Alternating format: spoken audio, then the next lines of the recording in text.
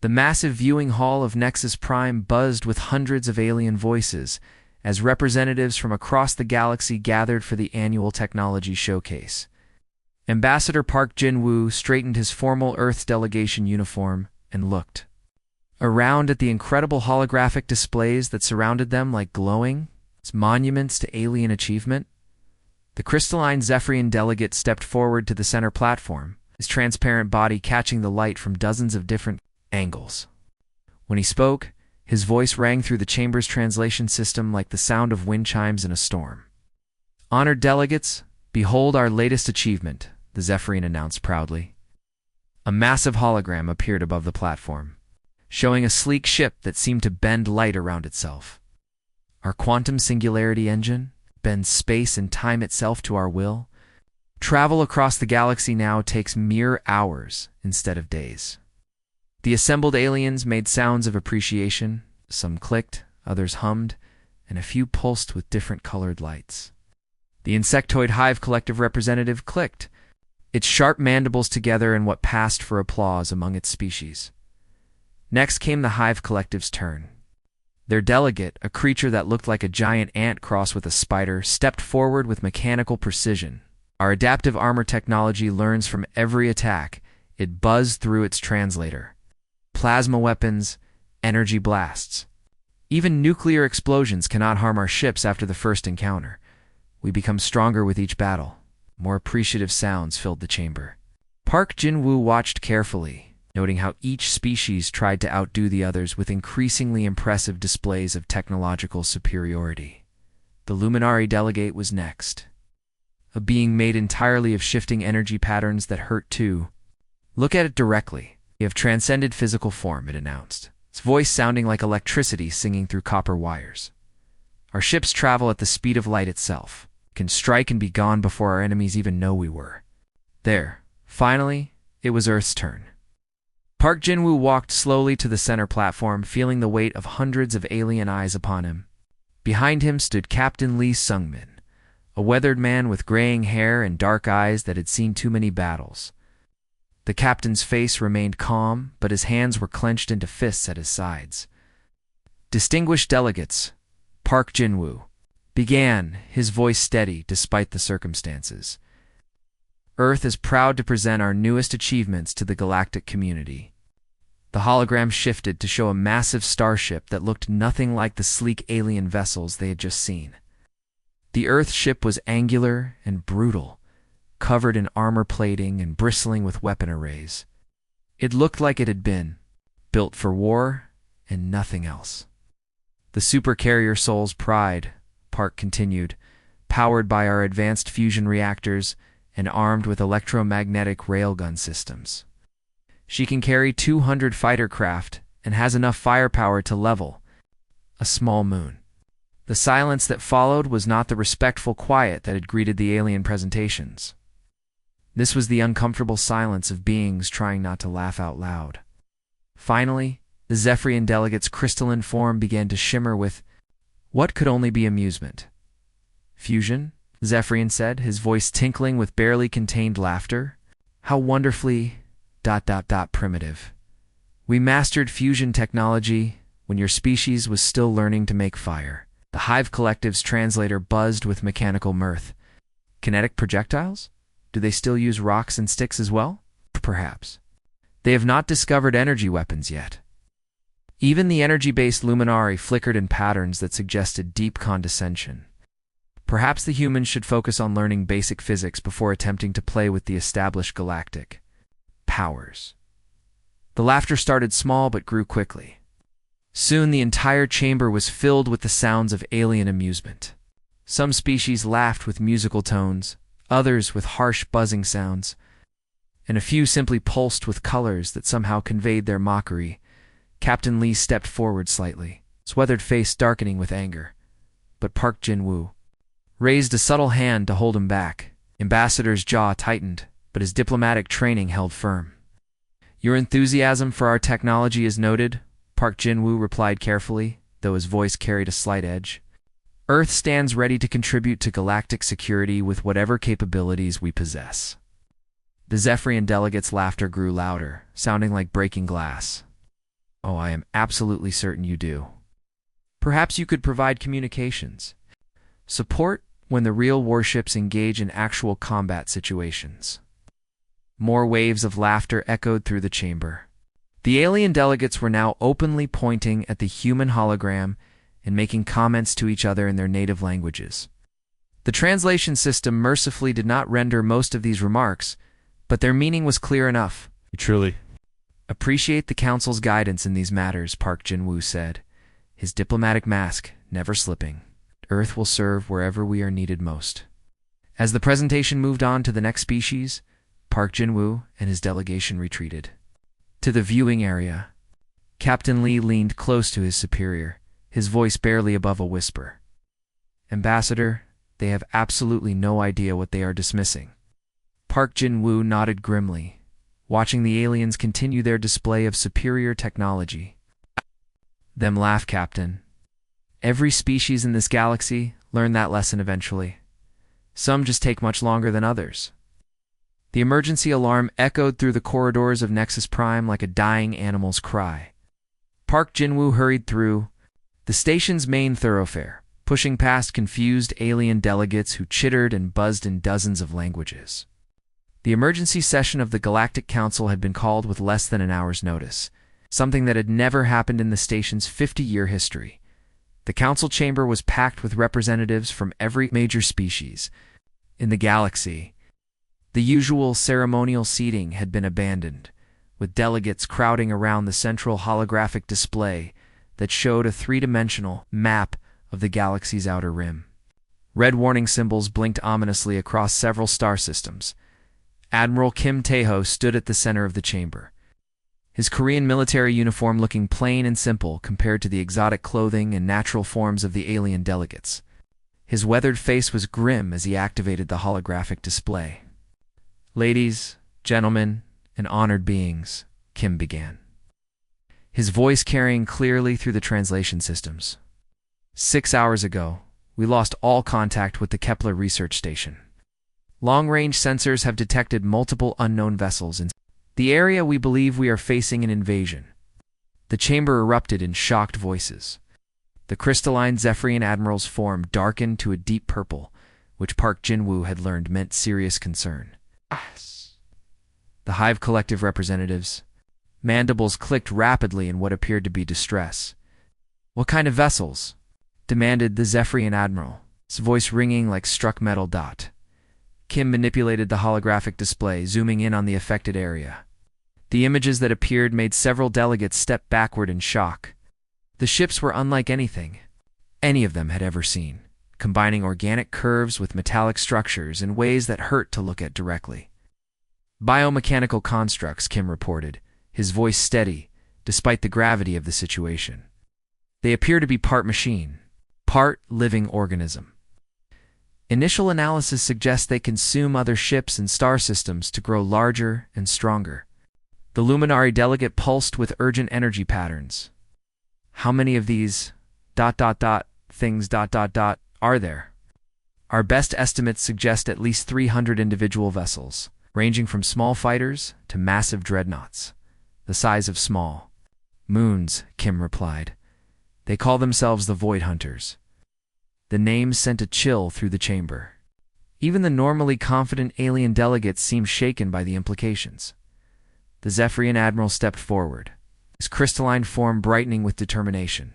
The Zephyrian Empire will deploy our quantum dreadnoughts immediately. Our reality-warping shields and singularity weapons should prove effective against any biological constructs. The Hive Collective representative buzzed with mechanical confidence. The Collective offers our entire swarm fleet, our adaptive armor, and coordinated strike patterns will overwhelm any enemy, regardless of their technology level. The Luminary delegate pulsed with brilliant light. Our light-speed interceptors will provide reconnaissance and surgical strikes. These hunters will learn to fear beings of pure energy. Park Jin-woo stood slowly, feeling the weight of the moment. Earth pledges the soul's pride and her entire battle group to this effort. Captain Lee Seung-min commands one of our most experienced crews. The chamber fell silent for a moment. Then, incredibly, the same laughter that had filled the room during the The technology showcase began again. The Zephyrian Admiral's form shimmered with barely contained amusement.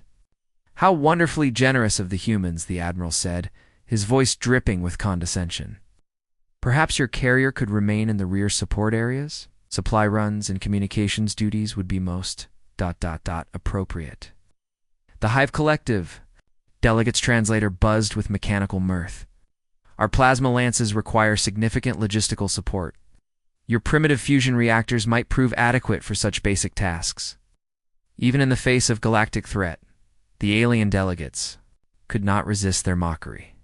Park Jin-woo felt his jaw tighten, but maintained his diplomatic composure. "Earth will serve wherever the Council deems most effective," he replied carefully. "Excellent," the Zephyrian Admiral chimed, his voice like breaking glass. "Leave the actual fighting to those properly equipped for it. Your people need not risk themselves against such dangerous enemies." As the session continued, fleet assignments were distributed with military precision. The Zephyrian quantum dreadnoughts would form the main battle line. The Hive Collective swarm ships would provide flanking support. The Luminari interceptors would handle reconnaissance and rapid strikes. The Souls, Pride, and her escorts were assigned to rear area support and supply coordination. After the session ended, Admiral Kim approached Park Jin-woo privately in the UA corridor outside the chamber. "Sir, our ships are far more capable than they realize," Kim said quietly. "The Soul's Pride alone could handle most of what they are planning to send against these hunters." Park Jin-woo nodded grimly. "I know, Admiral. We'll let them maintain their assumptions. Captain Lee and his crew will have their chance to prove Earth's worth when the time comes." Meanwhile, in the docking bay, Lieutenant Commander Choi Min-young supervised the loading of the Soul's Pride's fighter squadrons. Her pilots, led by Squadron Leader O.J. Seung, ran final equipment checks on their craft. "Ma'am," O.J. Seung reported, saluting crisply, "all fighters are ready for deployment. But those alien ships, they are not taking us seriously at all." "What?" Min-young smiled grimly as she watched the sleek alien vessels preparing for departure. "That is their mistake, not ours. When the time comes, show them exactly what Earth's pilots can accomplish." The combined fleet prepared to depart. With humanity once again relegated to the background, while the superior alien forces prepared to face the unknown threat, the combined fleet dropped out of hyperspace at the edge of the Kepler Nebula, and Captain Lee Seung-min immediately felt something was wrong. The bridge of the Soul's Pride hummed with quiet efficiency, but there was tension in the air that made his skin crawl. Through the main view screen, he could see the alien vessels that had seemed so impressive at Nexus Prime now looking strangely fragile against the swirling colors of the nebula. "Contact bearing 27 Mark IV, reported Lieutenant Park So-young. From her sensor station, her voice tight with concentration. "Multiple biomechanical signatures detected." "Energy readings are off the charts, Captain." Lee nodded grimly and moved to stand behind her station. "Show me what we're dealing with." The main viewer shifted to focus on the detected contacts, and what appeared made several bridge crew members take sharp breaths. The Void Hunters materialized from the nebula like nightmares given physical form. Their ships pulsed with organic rhythms, metal and flesh fused together in predatory shapes that seemed to shift and change even as they watched. "Sir," whispered Commander Park Hyun-soo, Lee's executive officer, "those things look like they're alive." Before Lee could respond, the Zephyrian Admiral's voice crackled over the communication system, full of confidence and arrogance. "All ships, this is Admiral Zethkal of the Zephyrian Imperial Fleet. Begin attack pattern, Omega. We will show these creatures the true power of advanced technology." Zephyrian dreadnoughts opened fire first, their quantum singularity weapons, creating visible tears in space-time itself. The weapons looked devastating, warping reality around them as they streaked toward the hunter ships. Lee expected to see the enemy vessels torn apart by forces that could bend the laws of physics. Instead, something impossible happened. The biomechanical ships seemed to absorb the quantum distortions, their organic components actually growing, larger and stronger as they fed on the exotic energy. "This is impossible," Admiral Zethkal's voice came over the comm, no longer confident but filled with panic. "Our reality-warping shields are failing." The enemy is somehow turning our own weapons against us. The Hive Collective swarm ships moved forward next, hundreds of smaller vessels working in perfect coordination. Their plasma lances carved brilliant purple lines through space, creating a light show that should have been beautiful if it were. Not so deadly. Concentrated firepower was enough to crack planets. But the Void Hunters had a response that chilled Lee to his bones. The destroyed Hive Collective ships were not simply blown apart. Instead, their wreckage was somehow absorbed by the Hunter vessels. The metal and technology merged with organic matter to create new and more terrible ships. The enemy fleet was actually growing stronger by destroying their attackers. Collective. Primed all ships, buzzed the panicked voice of the Hive Collective commander. Our adaptive armor is being corrupted. The enemy is learning from our technology faster than we can adapt to theirs. The Luminary energy beings fared no better. Their light-speed interceptors, which should have been impossible to track or target, found their attacks passing harmlessly through the Hunters' hulls. The enemy ships seemed to exist partially outside normal spacetime, making them immune to energy-based weapons. "This is Luminary Prime," came the distress transmission, the energy being's voice crackling with static. "Our weapons have no effect. The enemy exists in multiple dimensions simultaneously." Within minutes, the superior alien fleet that had mocked humanity's primitive technology was in complete disarray. Ships that had seemed invincible were being destroyed or converted. The proud alien commanders who had dismissed Earth's capabilities were now screaming for help over the communication channels. "All ships, immediate withdrawal," ordered Admiral Zethkol, his voice cracking with desperation. "This threat is beyond our current capabilities. We need to regroup and develop new strategies." The alien fleet began to retreat in disorder, their advanced ships fleeing from an enemy that seemed to counter everything they could throw at it. But Captain Lee looked around his bridge at his crew and made a decision that would change everything. "That retreat order?" Lee said quietly, his voice carrying the authority of years of military command. "All stations go to battle stations. Launch all fighter squadrons immediately." Commander Park Hyunsu stared at his captain in shock. "Sir, command protocol suggests we should retreat with the main fleet. The alien forces are withdrawing, and their technology is far more advanced than ours." He turned to face his executive. "Officer," his weathered face set in grim determination, "command protocol does not account for what we are seeing here. Those creatures are adapting to exotic weapons and energy-based systems, but they have never encountered anything like human technology." Lieutenant Commander Choi Min-young's voice crackled over the internal communication system from the flight deck. "All fighter squadrons ready for launch, Captain." Squadron leader O.J. Soon reports that all pilots are standing by for orders. Lee moved to his command chair and sat down slowly, his eyes never leaving the tactical display that showed the Void Hunters turning their attention toward the lone human ship that had not retreated. "Launch all fighters," he ordered, his voice carrying throughout the ship. "All weapon systems prepare for combat. Today we find out if old-fashioned human engineering can do what alien superscience cannot." The Soul's Pride turned toward the approaching Void Hunters. As alien distress calls continued to fill the communication channels, the Soul's Pride cut through space like a steel blade aimed at the heart of darkness.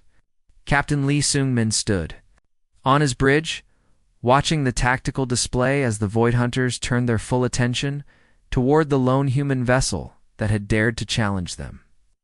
His fusion reactors hummed with steady, reliable power, while alien ships fled in terror. Behind him, "Captain, they're attempting the same energy drain technique they used on the Zephyrian ships," reported Lieutenant Park So-young, her fingers dancing across her sensor controls. "The Hunters are trying to suck the power right out of our systems." Engineer Juan Deho's voice came through the communication system from deep in the ship's engine room. "No effect whatsoever on our fusion reactors, Captain. Whatever they're doing, it doesn't work on good old-fashioned nuclear physics. Our power levels are holding steady." Lee allowed himself a small smile. The aliens had mocked humanity's primitive fusion technology, but those same reactors were proving immune to attacks that had crippled the most advanced ships in the galaxy. Sometimes the simple approach was the best approach. The first Void Hunter bioship loomed ahead like a living nightmare. Its organic hull rippled and shifted, trying to adapt to the human vessel's approach. Lee could see sections of the enemy, ship changing color and texture, preparing defenses against whatever attack might come. "Target their center mass," Lee ordered, his voice calm and steady. "All railgun batteries, prepare to fire." The electromagnetic launchers charged with a deep thrumming sound that vibrated through the ship's hull. These were the weapons the aliens had dismissed as crude kinetic projectiles, too primitive for modern warfare. Lee was about to show them how wrong they were. "All railguns fire." The magnetic accelerators spoke with thunderous authority, hurling tungsten projectiles at a significant fraction of light speed. The Void Hunter's exotic defenses, designed to counter energy weapons and reality-warping attacks, proved completely useless. Against simple kinetic force applied with devastating precision, the biomechanical ship split apart like an overripe fruit, its organic sections unable to withstand the raw physics of mass times velocity. Chunks of metal and flesh scattered across space in an expanding cloud of debris, direct hit and target destroyed, shouted Lieutenant Park So-young, her voice filled with excitement. "The enemy vessel has been completely eliminated." More void. Hunters converged on the Soul's Pride, their forms shifting and adapting as they approached. Energy drain fields washed over the human ship, trying to shut down its systems. Reality distortion waves attempted to phase the vessel out of normal space-time. Biological conversion weapons sought to transform the ship's metal into living tissue. Nothing worked. "Sir, they're trying to phase our hull into another dimension," reported Commander Park Hyun-soo, watching his instruments with fascination. "No effect at all. Our armor is apparently too basic for their exotic attacks to find purchase." The Void Hunter's most sophisticated weapons simply could not affect the Soul's Pride's straightforward steel and titanium construction. What the aliens had mocked as primitive technology was proving to be the perfect counter to an enemy that had evolved to fight advanced physics. "Launch second fighter wave," Lee ordered. "All squadrons, weapons free. Show them what human pilots can do." Squadron leader O.J. Soon led his fighters into the battle, their pilots relying on instinct, training, and raw courage. The enemy ships that had adapted to predictable alien attack patterns found themselves completely confused by human creativity and unpredictability. "This is Squadron Leader Uno," came the transmission from the lead fighter. "The Hunters cannot adapt to our flight patterns. They're designed to counter systematic alien tactics, not human improvisation." Fighter pilot Sergeant Han Meek-young dove her craft through a cluster of Hunter ships, her conventional missiles and bullets finding targets that had proven immune to plasma lances and energy weapons. "They're not learning from our attacks. Adaptation system they use, it doesn't work on our technology." The tide of battle turned as the Soul's Pride continued its relentless advance. Her railguns punched through biomechanical hulls that had shrugged off quantum weapons. Her fighters danced around enemies that could not predict human tactics. Her primitive technology was proving superior to anything the galaxy had ever seen. "Captain, multiple Hunter vessels are attempting to merge with our hull," reported Lieutenant Park So-young. "They're trying to convert our ship into one of their biomechanical constructs." Lee watched the tactical display as organic tendrils reached out from enemy ships, trying to penetrate the Soul's Pride's armor. The biological conversion process that had turned alien vessels into Hunter ships failed completely against human engineering. "Our steel is too pure, too basic," observed Commander Park Hyun-soo with wonder. "Their organic conversion process requires exotic materials to work with. They cannot convert simple iron and carbon." The Hunter fleet began to change its tactics, but it was too late. The Soul's Pride had broken their adaptation cycle, and human fighters were cutting through their ranks like a hot knife through butter. Ships that had consumed entire alien fleets found themselves helpless against humanity's straightforward approach to warfare. "Captain," reported Lieutenant Park So-young, her voice filled with amazement, "the remaining Hunter vessels are withdrawing. They're actually retreating from us." Lee nodded grimly, watching the biomechanical ships flee back into the nebula. "Let them run. They'll remember this day, and they'll remember that humanity does not back down from a fight. Hung in space, victorious. While the wreckage of the Void Hunter fleet drifted around them like monuments to human determination, the Soul's Pride returned to Nexus Prime with battle damage scorched across her hull like badges of honor. Captain Lee Sung-min walked through the station's corridors, noting how every alien delegate they passed stopped to stare at the human crew. The same beings who had laughed at Earth's technology now stepped aside with something that looked very much like fear mixed with respect. The massive docking bay fell silent as the human delegation passed through. Zephyrian technicians who had been working on their crystal ships paused to watch. Hive Collective engineers stopped their buzzing conversations. Even the energy-based Luminari seemed to dim their brightness in acknowledgement. Park Jin-woo led his delegation toward the council chamber, his diplomatic uniform bearing new decorations that Admiral Kim had insisted upon. Behind him, Captain Lee walked with the quiet confidence of a man who had faced the impossible and won. The rest of the crew followed, their heads held high, despite the exhaustion that showed in their faces. The Galactic Council chamber was packed beyond capacity. Every seat was filled, and additional delegates stood along the walls. The usual chatter and noise of hundreds of different species had been replaced by an almost reverent quiet. When Park Jin-woo entered, the silence became absolute. Honored delegates, Park began, his voice carrying easily through the chamber's translation systems. Earth is pleased to present our after-action report from the engagement with the Void Hunters. The holographic display activated, showing footage from the battle that had already become legend throughout the galaxy. The assembled aliens watched in fascination as the Soul's Pride's railguns tore through biomechanical hulls that had proven immune to their most advanced weapons. The Hunters' adaptive capabilities proved completely useless against kinetic weapons, Park reported, his voice steady and professional. Their biomechanical systems had evolved to counter exotic physics and energy-based attacks, but not basic force and momentum. Admiral Zethkul stepped forward, his crystalline form dim with shame. The proud Zephyrian, who had mocked human technology, now spoke with humility that shocked everyone present. Ambassador Park, the Admiral said, his voice no longer ringing, with arrogance. The Zephyrian Empire formally requests technological exchange agreements with Earth. We deeply underestimated your species' capabilities. The Hive Collective's representative clicked its mandibles in a pattern that their translators rendered as deep embarrassment. Our swarm tactics proved completely inadequate against an enemy that learned from our methods. Human-fighter coordination demonstrates superior strategic thinking. Even the Luminari delegate pulsed with respectful energy patterns.